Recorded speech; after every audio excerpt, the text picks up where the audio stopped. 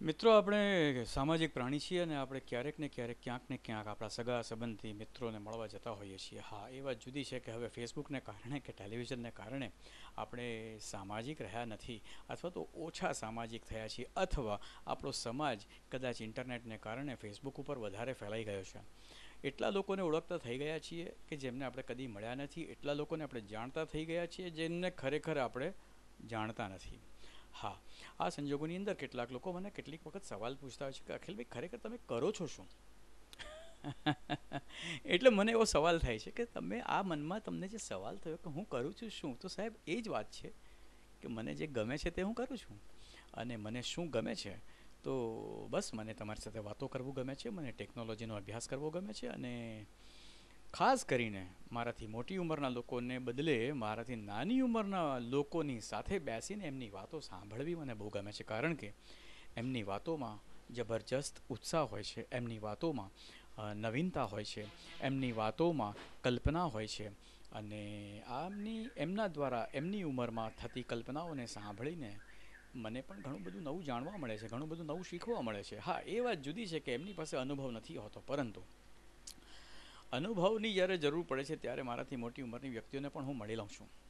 અને એટલા માટે જિંદગીની અંદર દરેક વ્યક્તિ પોતાનાથી મોટી ઉંમરની વ્યક્તિને થયેલા અનુભવની માહિતી મેળવી લઈને, પોતાને થયેલા અનુભવને આધારે એની અંદર ઘટતા ફેરફારો કરીને પોતાનાથી નાની ઉંમરની વ્યક્તિઓને જો માર્ગદર્શન આપવાનું કામ કરે, પોતાના ઘરમાં કરે, પોતાના મહોલ્લામાં કરે, પોતાના ગામમાં કરે, તો મને એવું લાગે છે કે આપણે એક એવા સમાજનું નિર્માણ કરી શકીએ કે જેમાં સમજદાર વ્યક્તિ હોય.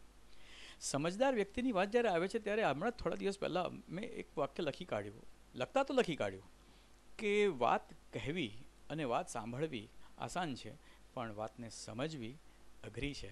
લખાઈ ગયેલા આ વાક્ય ઉપર હું વિચારે ચડી ગયો.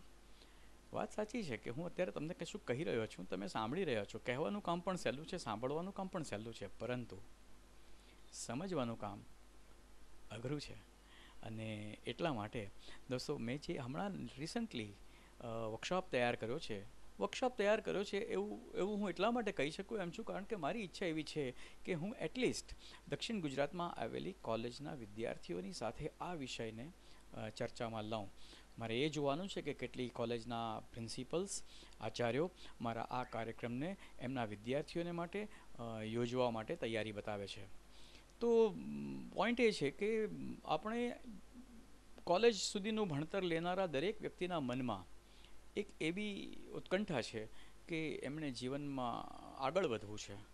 પહેલો શબ્દ આવો આવે છે, અને જ્યારે એમને આપણે સ્ક્રીન કરીએ છીએ, એમને જ્યારે ફિલ્ટર કરીએ છીએ કે ભાઈ આગળ વધવું એટલે શું, તો સર આગળ વધવું એટલે પ્રગતિ કરવી છે જીવનમાં.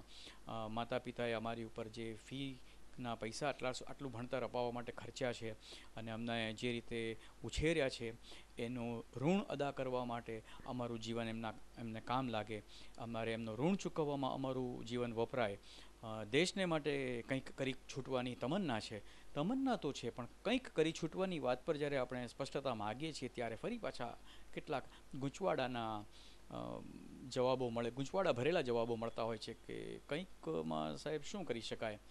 ત્યારે હું એમને માત્ર સવાલ પૂછવાનું કામ કરીને પૂછું છું કે કંઈક કરી શકવું છે તો કંઈક કરવાના છો તમે, તો કંઈક કરવાનો મતલબ આપણે એવો કરી શકીએ કે તમને જે આવડે છે તે જ તમે કરવાના છો, અથવા તો તમને જે નથી આવડતું તે શીખીને પછી તમે કરવાના છો. એનો અર્થ એ થયો કે તમારે શું શીખવાનું છે એ જાણી લેવું જરૂરી છે, કે જેથી કરીને તમને જે આવડત તમારામાં કેળવાશે એ આવડતના આધારે તમે આ ધરતી ઉપર, તમે આ સમાજમાં, તમે જ્યાં રહો છો ત્યાં, તમે જે કારખાનામાં કે ફેક્ટરીમાં કે વ્યાવસાયિક સંસ્થામાં કામ કરો છો ત્યાં તમારી આવડતનો ઉપયોગ કરીને ઉત્પાદકતામાં, પ્રોડક્ટિવિટીમાં ફેરફાર કરી શકશો.